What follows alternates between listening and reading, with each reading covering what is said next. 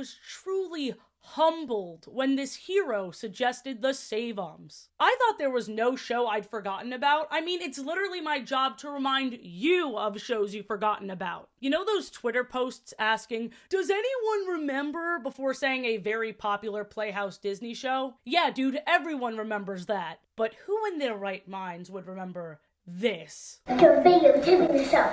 I do. Oh, butt lovers.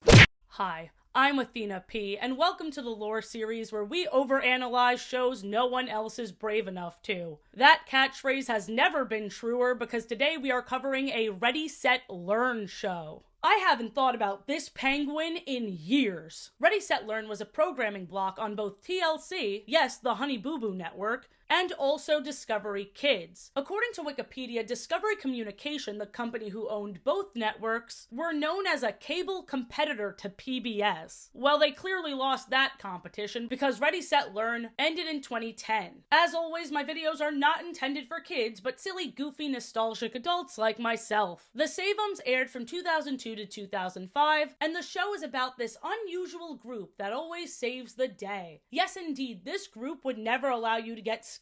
Much like the sponsor of today's video, Aura. Every part of my job is online, but that doesn't mean I want everything about me online. In the past, I've gotten scam calls and emails, and I have no idea how they got this information. The people that get this information are called data brokers, and they compile all your information and sell it to whoever wants. They do this without your consent. Legally, they are required to take it down if you ask, but they make it annoying and difficult to do. This is where Aura comes in. They do the hard work for you. There are so many data breaches we don't even know about. Situations where people get your data without your consent are annoying at best and very scary at worst. That's why I love Aura's all-in-one security. I get alerts if my info is being sold on the dark web, and I also get a secure VPN, antivirus, password manager, and real-time fraud alerts for credit and banking. Try Aura free for 14 days at aura.com/Athena. I'm not leaving my information vulnerable, and neither should you. Thank you so much to Aura for sponsoring this video. Now back to the SAVE-UMS. I love the theme song so much, it captures the vibe of this show perfectly. If I've said it once, I'll say it like 5 more times. The SAVE-UMS is a group that saves people. They may be small, but they're powerful. Believe it. Small is powerful. Believe it. We love to see it. On the land, in the air, under the sea. Okay? They're the SAVE-UMS. Their names are super easy to remember. Watch this. Jazzy is the tall girl with 2 ponytails. Fu is one of the youngest kids, and she looks like a teardrop. I had trouble placing what her shape and simple smile reminded me of until I encountered this. That star from Wish. That's like her cousin or something, okay? Next. This is Noodle. This is the guy that brought back all the memories for me. He looks like a pillow, and I'm gonna be real and vulnerable. His design gives me a sense of comfort for some reason. Ka-Chung has a big mouth. None of them fully look like animals, but he reminds me of a hippo. I should be afraid, but I'm not. Also, his silhouette is very similar to Bot from Team Umizoomi. Like, down to the dangly thing. It's pretty surprising, honestly. Custard definitely has the simplest design. He has a red face, purple body, cat ears. I forgot about his existence. Last but certainly not least is Jazzy's little brother, BB Jammies. The fuck do you know about BB Jammies? He has a football head. It looks like he has a beak. I wish he didn't. These fuzzy little shapes that bounce around are the puffs. You know what they remind me of? Koosh balls? Does anybody remember koosh balls? I realize I said koosh and puff in the same sentence and didn't make a stoner joke. I'm trying to treat these little freaks with the respect they deserve. They say no to drugs. You don't need drugs when you and all of your friends look like that. The first episode is Untangle That Octopus, and every time in the opening shot we have this great look at SAVE-UMS Central. Almost retro-futuristic, it definitely gives me roly-poly-oly vibes a bit. Very colorful, I want to call this clown-dustrial, because there's so much machinery and yet it's not gray and drab. Iconic sibling duo BB Jammies and Jazzy are giving the puffs a bath. They're laughing and we get to see for the first time the very rubbery way they move. If the designs completely still don't give it away enough, this is definitely early 2000s CGI 3D animation. The shapes and texture are giving video game. Some people can't stand it. I eat it up. We get an octo alert. Someone is calling them on the SAVE-UMS screen. Noodle slides down a swirly fireman pole. The others ran in sliding down a slide, flipping up from under the floorboards, and Custard answers the call with this remote. Every time they answer a call, they say green on. Every time they hang up on the person, they don't say bye, they say red off. Also, Jazzy's face appears to be on the remote, so I wonder if she's the inventor of this group. The screen switches from an exclamation point to a very glossy, gridded golf ball looking Earth. At the top is their headquarters, so tall it reaches the moon and overlooks the rest of their planet. An icon pops up of a fish in the sea, and that indicates that the call is coming from Wave World. The design of Winston the whale with these tiny glasses and pants that go over his tail is, dare I say, adorable, and he's calling on behalf of Olena the octopus, whose design is less cute. She accidentally tangled herself because she was trying to use her 4 arms to tie her 4 shoes. Yeah, you heard that right. She has fingers at the ends of some tentacles and shoes at the ends of others. And I don't mean to be mean, but it makes me sick, quite frankly. The main problem-solving team of the SAVE-UMS were confirmed to be aliens, not within the show, but I believe on the official website, and it seems like some regular animals we're used to seeing have also evolved in upsetting ways. Post-humanity, perhaps. The two fear they're going to miss their starfish friends' party, but specifically they're scared they're going to miss the cake. Very high stakes. Noodle and Custard take the sub-chopper, which is exactly what it sounds like. It's if a submarine and a helicopter had a baby. The propeller is on a hinge over the SAVE-UMS during flight and behind them to propel them through the water. When they go through these tubes, I realize I have to acknowledge the elephant in the room right now. The SAVE-UMS walked so the Octonauts could run. I am far from the first person to realize this. In fact, if you've ever watched both of these shows, you've probably drawn the same parallels because, intentionally or not, SAVE-UMS was the blueprint. The alerts and tubes are obviously the most similar, but even their transportation feels like the Octonauts' gups. The puffs are tiny little pet things just like the Vegemals. Obviously, the main cast of the SAVE-UMS are significantly younger than the Octonauts, and that's reflected in the way their missions vary in seriousness. Captain Barnacles was out here risking his life. Captain, are you alright?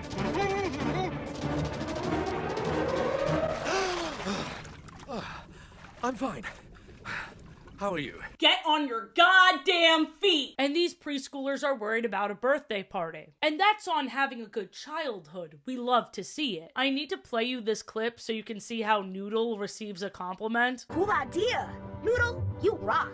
I believe I do, Custard. So Noodle is actually a bit of a dork. He's a bit too formal, and don't get me wrong, it's endearing, but listen to this nerd again. You are supremely safe. I merely wish to untie your knots with the sub-chopper's mechanical grabbers. Noodle tries to untie the shoelaces with the chopper's giant mechanical hands. And that doesn't work, so Custard enlists the help of these 2 crabs in uncomfortably tight tank tops. I don't like calling this article of clothing wife beaters, and certainly not for these 2 gentlemen. It makes us feel all warm inside to do good stuff for people in trouble. Olena is free. She successfully ties her shoes with the help of the SAVE-UMS. Very straightforward. But once the heroes get home, we really get to see their otherworldliness emerge. Ka-Chung is very fixated on whether or not these sea creatures got birthday cake. When Noodle says, yeah, I think so, Ka-Chung did a full backflip, slamming into the floor, screaming his own name at the top of his lungs. The ground shakes, and the others lose their balance. He pulled a Yoshi down B smash move, and for what? Out of pure joy? People could have died, Ka-Chung. One of the puffs is so happy to be alive, it kisses Fu on the mouth. The whole ending was weird, because the whole group triumphantly jumps for joy, leading into a classic mid-air freeze frame. But most of them didn't really do anything. I also found this VHS version of this episode where Paz, the Ready Set Learn mascot, cuts into the SAVE-UMS to commentate. Uh-oh. It looks like Olena Octopus needed to start small. Think about Olena and her laces. It was very amusing. Shout out to my mutual Sky, also known as Nostalgia Replay, who is the one that posted the VHS footage. Her collection is incredible and so are her videos. Definitely check her out. You saved my life! In the second episode, Runaway Car, we get a call from Lava World, which Noodle calls Lava World. The call is coming from Lava World. That's somehow not the scariest part. These two noseless, assless, face makes up their entire body monkeys are playing the blame game about who broke the remote for their toy car. Meanwhile, this tiny death trap is heading towards the volcano with two of their friends inside. This is no cakewalk anymore. People's lives are on the line. To get to Lava World fast across the water, they take the Zoomer. It acts like a speedboat. This time, Ka-Chung and Custard go on the mission. I don't know why they wouldn't all go. It seems like a all hands on deck kind of situation. I was worried, I'm not gonna lie. These two are probably the goofiest, most hyperactive of the group. And this is serious. I questioned Ka-Chung's leadership skills, but he really put his foot down, scolding the monkeys for arguing at a time like this. He even hits them with a understand. When they still don't get the message, Ka-Chung screams his own name, which is his most powerful move, as we know. Ka-Chung is my new angry word. When my tone indicator is Ka-Chung, you know shit's going down. Anyway, what's worse than being thrown into a volcano? Throwing up. Now you're the volcano. Dude's about to die, but the tummy ache gave the SAVE-UMS a bigger sense of urgency. I think I might throw up. No!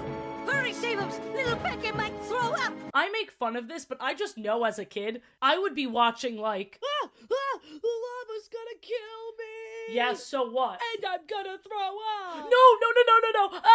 This is so gross, this can't be happening! Even after Custard and Ka-Chung realized that the remote only needed new batteries, and stopped the toy car at the very last minute, saving these ants' lives, these two assholes who put their friends in that situation continued to fight. They cared more about who was right and who's wrong over their friends' safety. The two victims even had to calm them down, saying it was no one's fault. That's not true! This lesson sucks! Like that.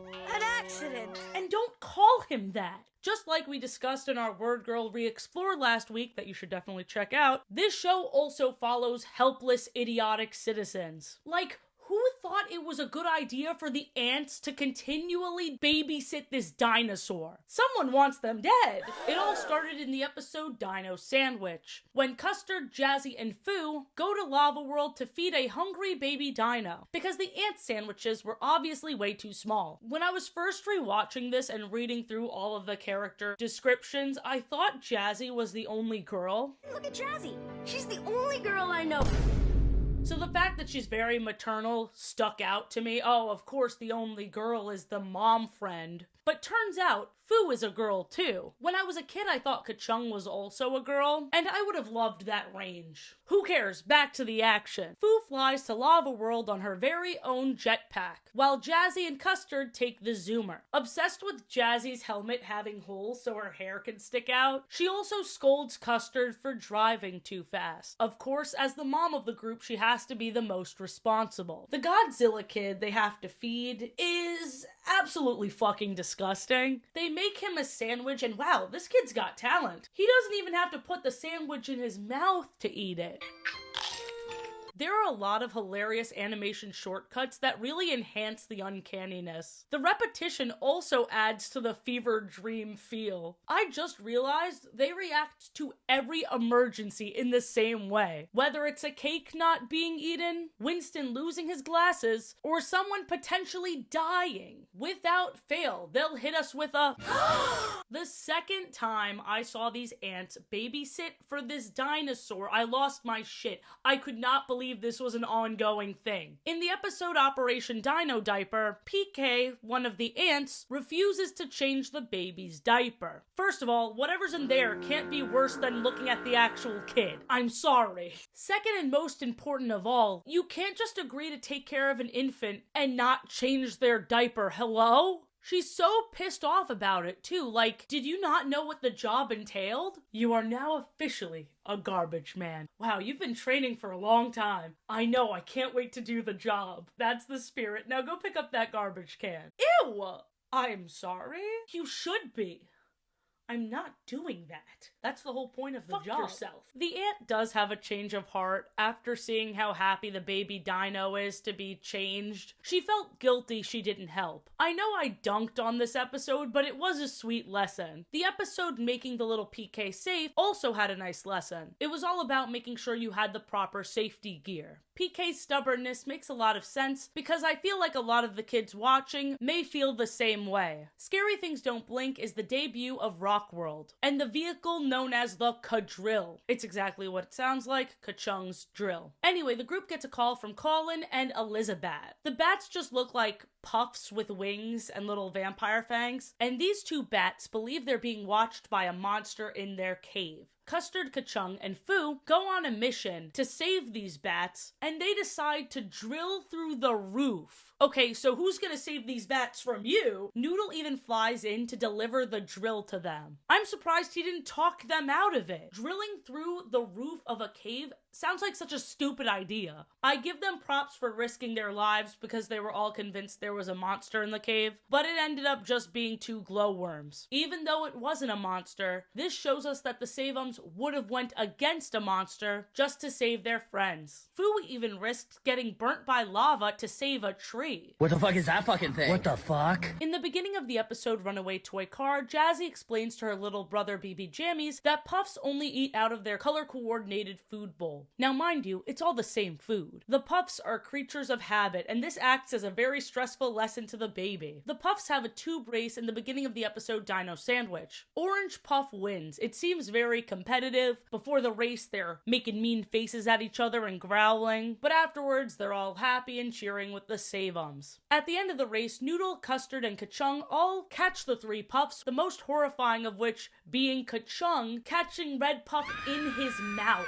The puffs are very durable. In the episode Where Are Winston's Glasses, we see Jazzy using the puffs to paint, throwing the little guys against the canvas. We know she wouldn't do anything to hurt them because she takes her job as their main caregiver very seriously, and she loves them a lot. The strength of the puffs is seen again in Operation Banana Split. They go to sleep with a lullaby, and so does BB Jammies. Jazzy places BB Jammies on top of the puffs, using their huddled, sleeping bodies as a bed for her brother. And they didn't even react to his weight on them. He's like 3 times their size. Puffs may just be able to withstand anything. In the beginning of the episode Scary Things Don't Blink, the SAVE-UMS clean the puffs' litter boxes, with Ka-Chung acting as a drill sergeant to encourage all of them. Why do we love them? Because they're puffy and good! What do our puffs do? They poop! And when we see poop, We scoop! After this adorable little routine expressing love for their pets while scooping poop, Ka-Chung then summons the puffs back into the room, and now it's time for them to shit again, I guess. And we all just watch their faces as they push. Why? In the episode Save the Little Tree, we learned that puffs probably have bones. They don't look like they would. As they were doing yoga, Orange Puff's body makes a crack sound. And when the Red Puff falls over, BB Jammies winks at us for some reason. What are you trying to say, BB Jammies? It's quite simple. I pushed that little shit down with the power of my mind. I mean, goo goo gaga. Puffs are able to process complex feelings of guilt and empathy, leading them to trying to find ways to reconcile. In the beginning of the episode Catch That Falling Crab, we see BB Jammies trying to enjoy a cookie, but the puffs beg, and piece by piece, BB Jammies gives away his whole cookie. And then when the puffs realize that BB Jammies no longer has a cookie, they give him pieces of theirs. Apparently this is an actual empathy lesson people are doing with their kids. SAVE-UMS is ahead of the curve in every way except for looks, except for aesthetics. But who knows, maybe this will make a comeback. I can only hope. I love slightly off weird looking shit. I hate this era we're in of polished crap. In the episode Operation Dino Diaper, we hear Puff music for the first time. Basically, Noodle samples their squeaks. Ever since this episode, they do it throughout the series, and I hate Puff music. All their squeaks sound the same. They claim each of them have their own pitch, but they don't. They just play music over it, hoping we wouldn't notice. I like how Noodle exclaims how he found out about the Puff music in a very long-winded way. Before I present what I found out, I thought I should tell you how I found out what I found out. Get on with it, boy. In Oscar Has a Flat, we see an orange puff. We see an orange puff with a fever, confirmation that puffs can get sick, and it's heartbreaking. The biggest puff adventure we will actually see in the Season 2 section. For now, let's get to the lessons, the best and the worst. This is supposed to be educational after all. Wow. Single tear. In the episode Where Are Winston's Glasses, we meet Andre, a seahorse who wants to be a superhero, and he's looking out for his friend Winston the whale, who lost his glasses. The entire episode, Winston is trying to get the group to give up. Winston said he lost his glasses in a locked treasure chest, and since nothing can get past me, I suspected that Winston purposely put his glasses in that treasure chest so they won't be retrieved, because how do you accidentally lock your glasses in a treasure chest? We see how Andre is able to use his tail as a screwdriver to remove the hinges of the treasure chest, a truly wild power to possess. Turns out Winston lied about losing his glasses in the first place. Also, more concerningly, there was a fish locked in the treasure chest, and they released him, but not before this fish could mock the very people that saved him.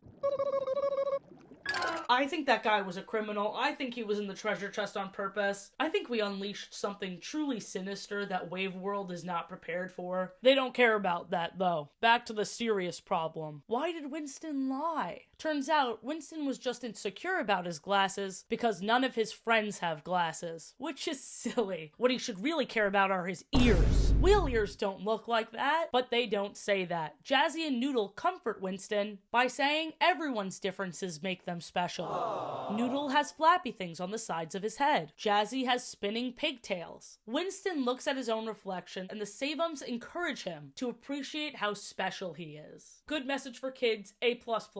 In the episode Operation Banana Split, the crabs want to help Tina the monkey feel better since she has a sore throat. They decide to make her a banana split, gathering bananas and nuts all around Lava World with the help of the SAVE-UMS, since they don't know the area well because they live in Wave World. Anyway, we see more of Foo's jetpack powers. She has colorful smoke to draw pictures in the sky, alerting the group where certain ingredients are. This is the only time we've seen this ability. In the end, Tina the monkey wasn't in the mood for a banana split. She just needed sleep. The crabs were worried that they failed her, and the SAVE-UMS said, "Nah, dude, she'll just have it later." I think this was a good lesson because it teaches kids not to anticipate a certain reaction. You could do good knowing that it may not be received the way you expected. The lesson to brush your teeth, shown in the episode Brush That Dino Tooth, is definitely something kids need to hear, but the execution is terrifying. You guessed it, we're visiting Baby Dino again, and his singular tooth is stinking up the whole island. The visual of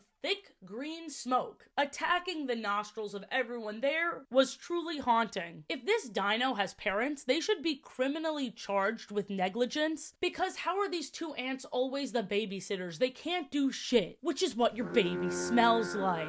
This is supposed to be the good lessons section. In Andre's super water bubble, we learned that Andre the seahorse, and Raimundo and Peke, the ants from Lava World, have become friends through the internet. When the friends finally hang out in person for the first time, the ants accommodate their seahorse guest by serving what he usually eats. Once the SAVE-UMS are back to the headquarters, they reflect on what a good host does. This doesn't have to do with the good lessons, but the very next episode, Catch That Falling Crab, Winston the whale laments about being tangled up in a fishing net. This was quite the 180 from land animals and sea animals getting along. Who put that fishing net in Wave World? I wish they acknowledged this and had a lesson about environmentalism. Octonauts would never let that slide. Okay, so you'd think this next one wouldn't be a good lesson, but in the episode Bats and Oranges, none of the SAVE-UMS know how to make orange juice. Here's the important things to remember. They're kids, and they're also aliens. You think Jazzy and BB Jammy's parents, who clearly abandoned them, taught them anything about Earth fruit? Get real.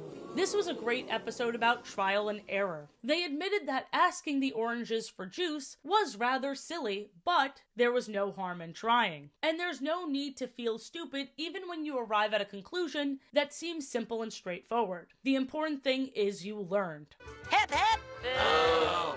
Hep, hep. Boo! You stink! It upsets me to no end to put the episode The Mystery of Winston's Garden in the worst lessons section because the way it started was so iconic. This was the episode right after Winston was insecure about his glasses, so we get to see him go from, I admit it, I was just unconfident in the way I look, to this. When I'm angry, I make fists with my fins. I have fin fists! Someone is stealing Winston's wave melons from his garden, and Winston is contemplating carrying.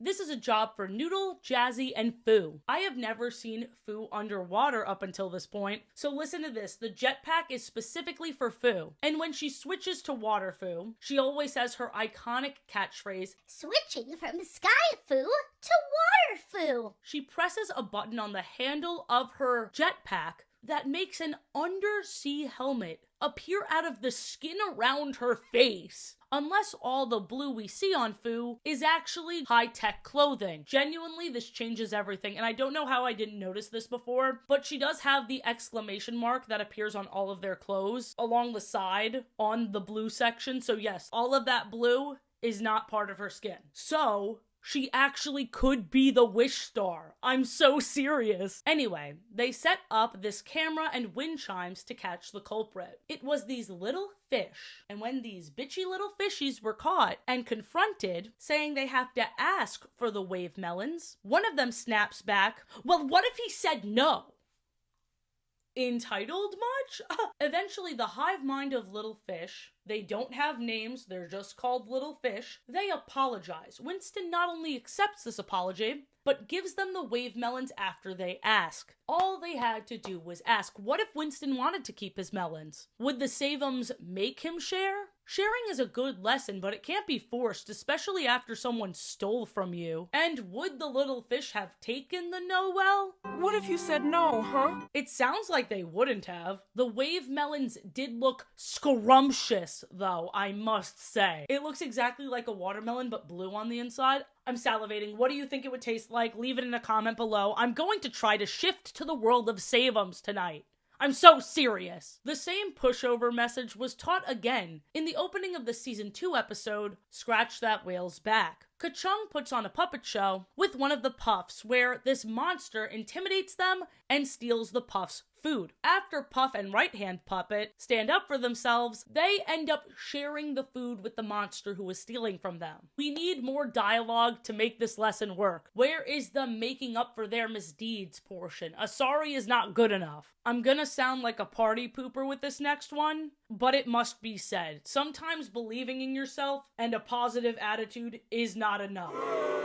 In the episode of Rock in Winston's Garden, they needed to use the toolkit to smash this rock. The rock is preventing Winston's flowers from blooming. Foo hands the hammer to Winston so he could break apart the rock because Winston is a whale. He's probably stronger than this 3-year-old. I think Foo was thinking about the mission, but Jazzy and Noodle scream at Foo that she can do it. From sheer determination alone, Foo went from not even being able to pick up the hammer at all to demolishing the boulder with it. This could have been adrenaline, I get it, but why did they put her in that position if someone with a different skill set could have helped? In the episode Danger, Sticky Foods, the bat's mouths got stuck shut after eating peanut butter and popcorn. And they say this lesson so matter-of-factly, like this is a known thing to happen after eating this food combo. Oh no! I think I know what's wrong! We can't understand Colin and Elizabeth because their mouths are stuck from eating popcorn and peanut butter together! This would have scared the shit out of me as a kid. Yummy! I can't wait to try 2 of my favorite foods combined. Just kidding, that shit doesn't happen. Fuck-ass bats. In the episode The Vanishing, Olena the octopus couldn't find any of her friends. So of course, it ended up being a surprise party for her. This overused trope must have gotten a lot of kids' hopes up when their friends actually did forget their birthdays. In the episode Time to Paint a Picture, they learn about mixing colors, which would be a good lesson if the bats weren't trying to paint Baby Dino. How many times do I have to express that I hate this thing? They're so upset that their painting doesn't look like Baby Dino, but guys, it looks a million fucking times better than Baby Dino. I know bats aren't known for having the best eyesight, but this is just painful. The episode Foo is Powerful just hammers home the point that they express every single episode. They say small is powerful 3 times every single episode. And even though Foo has never felt insecure in her life, she is now crying about feeling little. What was the inciting incident? We don't see. We don't even go on an adventure. Instead, we get thrown into a clip show. I hate clip shows so goddamn much. Remember that time you washed your hands? Wow. Yeah. And remember that time you did that silly little dance? Here, let me play you this video to jog your memory. Wow. I guess I really did do those things. Even though Foo is my favorite character, we really didn't need to see her highlight reel. What makes this 10 times worse is we have another clip show the next episode. At the very least, this one had a better setup. BB Jammies is learning the power of perseverance. He is too young to go on adventures, but when he wants to solve a problem at home, he immediately gets discouraged and gives up. Custard and Jazzy encourage BB Jammies by telling him stories of their past adventures. We zoom into a photo album and watch clips we just saw 40 minutes ago. Remember when you took a shit? I'm still shitting. Yeah, but remember when you started? Crazy times. That was 2 hours ago. Noodle's voice is a lot higher pitched since they recast the character, and Custard's voice is like 7 octaves lower because they didn't recast. You know, hero stuff. This hero business rocks. Custard sounding more like rice pudding at this point. I thought the Puffs were also aging for a second. In this one episode, Yellow Puff's ears turned from dark yellow to black, but turns out that was just an animation error because in later episodes, his design goes back to what it was. Even if the physical change is temporary, the Puffs are moving up in the world. In the episode Red Puff's Big Adventure, this is the first time we see them leaving SAVE-UMS Central. Red Puff and Orange Puff are playing frisbee with Noodle and Foo in Lava World. When the frisbee flies away, Red Puff goes off to look for it, not heeding Noodle's warning that he shouldn't go in the jungle. Orange Puff suggests taking the subcopter in the sky to try and find his friend. When Noodle can't see through the trees, he decides they need backup, and Ka-Chung and Custard join the search. An adventure with more than 3 SAVE-UMS is unprecedented.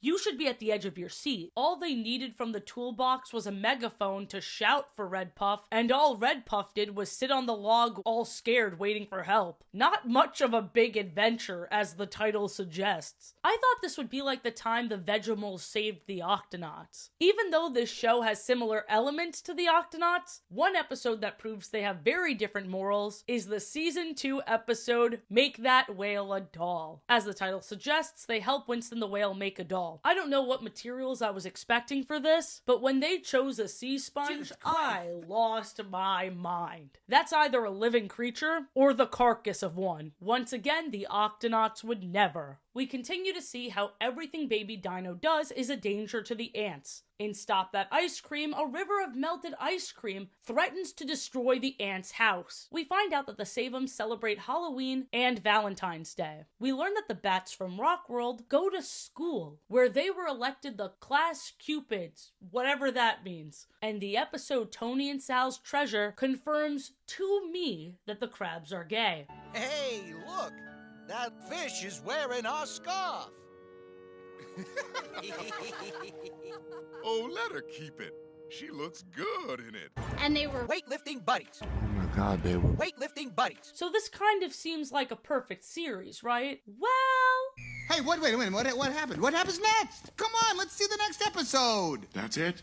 What? Even though Wave World is quite large with areas like the Municipal Children's Golf Course, Winston's Garden, the Shipwreck, and Lava World has Baby Dino Nightmare Fuel, which is a source of never-ending conflict, Rock World stands out as being more mysterious than the rest. The show still leaves a lot to be desired world-building-wise. The second time we see Rock World is in the episode Save That Fish. The bat's pet fish, Maud, needs help because her tank cracked, and she needs water water to live. Ka-Chung and Custard take the quadrille under the sea all the way to the Bat's cave. At first, the SAVE-UMS suggest taking water from Wave World, but then we learn that Maud is a freshwater fish. I was hoping we'd see a new world. Where does the fresh water come from? They said the freshwater fish lived in a lake, but we never see where that lake is. Is it in Lava World? Is it in Rock World? Is it its own place? To make sure Maud the fish doesn't die, Ka-Chung makes a lake outside of the Bat's cave using their gardening hose and the quadrille. There are so many tiny choices that suggest there were way more worlds for the SAVE-UMS to explore. The world we see every time someone calls for help includes this icy looking area, an area they also dedicated an entire painting to in their headquarters. On top of that, the zoomer appears to have an ice mode, which makes sense because it looks like a sled. We never explore this ice world. Another painting that's hung up looks like an asteroid in space. Is this how the SAVE-UMS got to this planet? Or is this a hint that if the series continued, the adventures would expand into space? This also checks out, because although the theme song suggests on the land, in the air, on the sea, we have seen no creatures that live in the sky. I was waiting for some shit like Cloud World or Ice World, but they never appeared. We only explored 3 places, not including home base, for 2 whole seasons. Why were they dilly-dallying? I also think if this series continued, we would have seen BB Jammy's first adventure. Maybe even an episode where all 6 of them save the day. I can only dream of such cinema. Butt lovers, I sure hope you enjoyed. A lot of my favorite lore videos are from shows that are super unknown. Like, I know the Koala Brothers one underperformed, and I'm kind of expecting this one to do the same. I like it, and I hope you did too. If you want more content from me, be sure to check out my second channel. I'm doing a lot of fun stuff over on there. Have a great day, butt lovers. Bye!